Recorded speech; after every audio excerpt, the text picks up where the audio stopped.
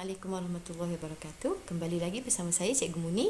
Hari ini Cikgu nak sambung tajuk kemahiran proses sains yang ke-9 iaitu mendefinisi secara operasi.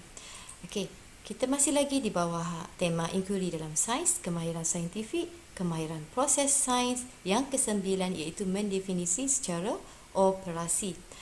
Di sini cikgu sertakan maksud mendefinisi secara operasi ini iaitu kemahiran memberikan definisi tentang sesuatu konsep dengan menyatakan perkara yang dapat dilakukan dan diperhatikan.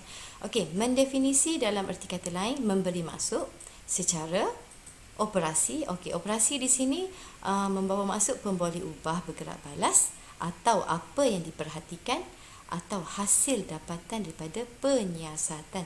Di sini cikgu nak bagi contoh 2 ekor siput. Kita tangkap 2 ekor siput dan kita letakkan dia di atas trek lumba lari ni, trek lumba ni. So kita gunakan masa iaitu jam randik untuk merekod masa siput manakah yang akan sampai lebih awal di garisan penamat. Jadi pada akhir penyiasatan ini kita dapati siput yang sampai awal ke garisan penamat akan merekod masa yang lebih pendek lah. Jadi di sini persoalan cikgu, apakah definisi secara operasi kelajuan siput? Contoh kat sini, apakah definisi secara operasi kelajuan siput? Jadi kita boleh katakan kelajuan siput adalah masa yang diambil untuk sampai ke garisan penamat. Masa yang diambil oleh siput untuk sampai ke garisan penamat. Itu adalah definisi secara operasi untuk kelajuan siput. Seterusnya, yang ini adalah dalam buku teks, adalah contoh yang diberikan dalam buku teks supaya awak lebih faham. Ada murid bertanya, cikgu, bagaimanakah keupayaan bahan menyerap air boleh didefinisikan? Lihat air di dalam bikar, apakah yang dapat kamu ukur? Di sini kita letakkan tisu yang ketebalannya berbeza ke dalam setiap bikar ini, dan selepas 1 minit kita perhatikan berapakah isi padu air yang tinggal di dalam bikar. Di sini kita boleh lihatlah apakah maksud mendefinisi secara operasi keupayaan bahan menyerap air. Di sini kita nak memberi maksud keupayaan bahan menyerap air. Jadi apa yang diperhatikan daripada penyiasatan yang kita lakukan di atas tu, kita boleh perhatikan, kita boleh ukur isi padu air yang tinggal di dalam bikar. Jadi seperti yang dikatakan ni, saya boleh mengukur isi padu air yang tinggal di dalam bikar.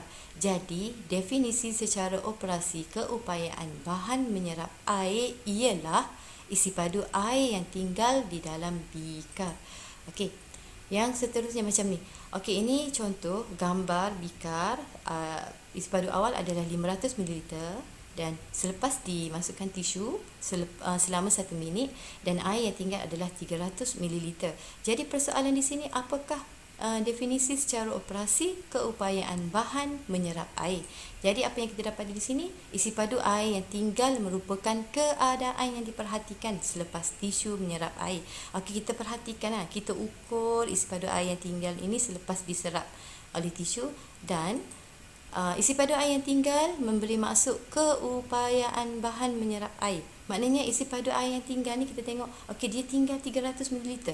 Maknanya air ni dah diserap sebanyak 200 ml. Jadi keupayaan bahan menyerap air ialah isi padu air yang tinggal di dalam bikar.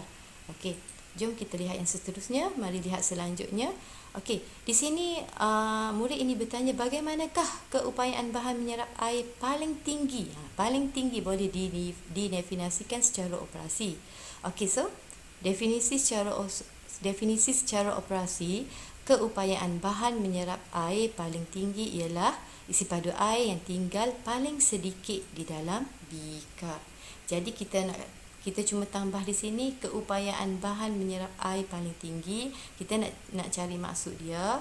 Jadi apa yang diperhatikan adalah isi padu air yang tinggal paling sedikit di dalam bikar. Itulah definisi secara operasi untuk keupayaan bahan menyerap air paling tinggi.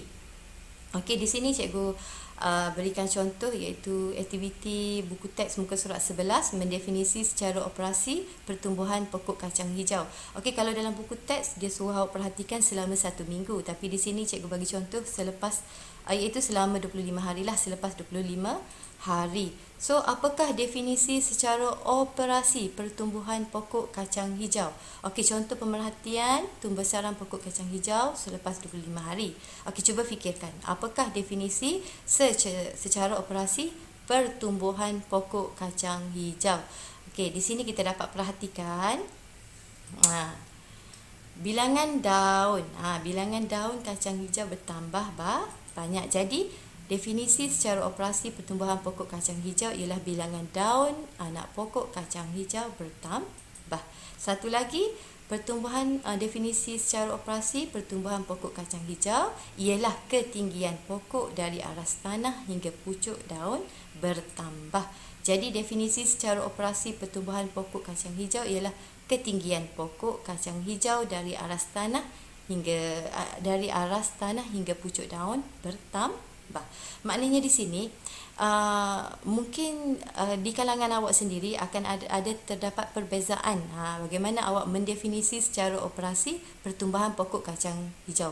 Mungkin murid A akan menggunakan bilangan daun dan mungkin murid B akan mendefinisikan dengan menggunakan ketinggian, dan mungkin murid C akan menggunakan definisi dengan menyentuh mengenai lilitan ukuran lilitan batang. Maknanya pertumbuhan pokok kacang hijau ialah pertambahan saiz lilitan batang pokok.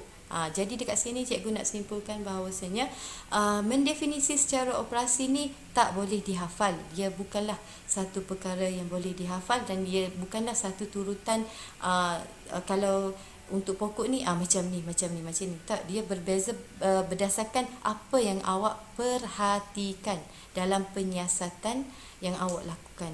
Jadi cikgu harapkan semoga penerangan cikgu ini memberi penjelasanlah kepada awak mengenai mendefinisi secara operasi.